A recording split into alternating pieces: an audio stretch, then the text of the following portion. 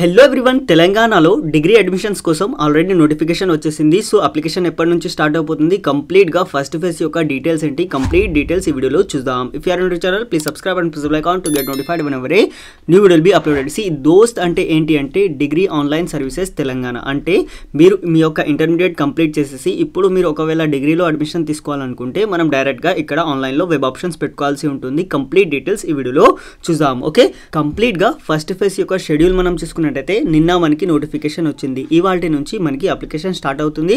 Last date వచ్చేసి 21st వరకు మనం పే చేసుకోవచ్చు. ఓకే, సో 3rd నుంచి పే చేసాం కదా సార్, ఇప్పుడు వెబ్ ఆప్షన్స్ ఎప్పుడు అంటే 10th నుంచి మనకి వెబ్ ఆప్షన్స్ స్టార్ట్ అవుతాయి. కంప్లీట్గా కాలేజెస్ లిస్ట్ కానీ మీకు దీని యొక్క సంబంధించిన ఏ ఇన్ఫర్మేషన్ కానీ మనకు వెబ్సైట్లో అవైలబుల్గా ఉంటుంది, mysets.com. ఓకే, సో mysets.com అని మీరు గూగుల్లో సెర్చ్ చేయండి. దోస్ యొక్క కంప్లీట్ ఇన్ఫర్మేషన్ కూడా ఇప్పుడు నేను దాంట్లో అప్లోడ్ చేస్తున్నాను. మీకు చాలా హెల్ప్ఫుల్ అవుతుంది.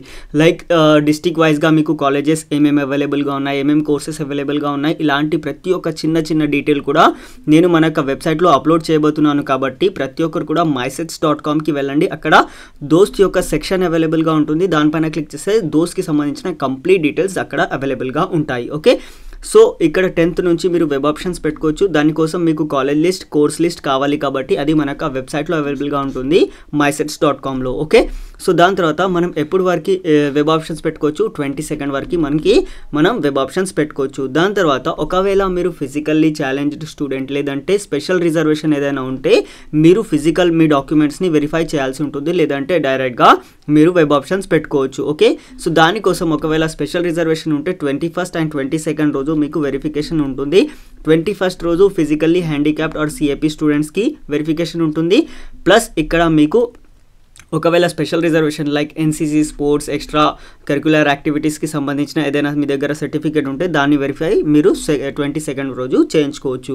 సీట్ అలాట్మెంట్ చూసుకున్నట్టయితే మనకి ఈ మంత్ 29కి సీట్ అలాట్మెంట్ వస్తుంది.